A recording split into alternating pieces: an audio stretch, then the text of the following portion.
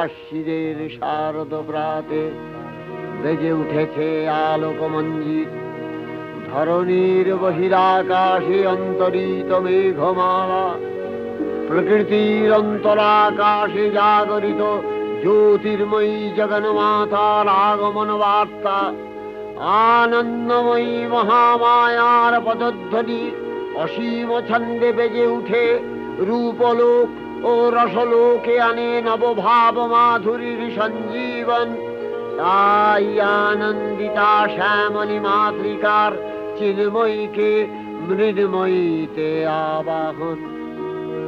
আজ চিৎশক্তি রূপিণী বিশ্বজননীর শারদশ্রী বিমণ্ডিতা প্রতিমা মন্দিরে মন্দিরে ধ্যান বোধিতা। সিংহস্থা শশিশেখরা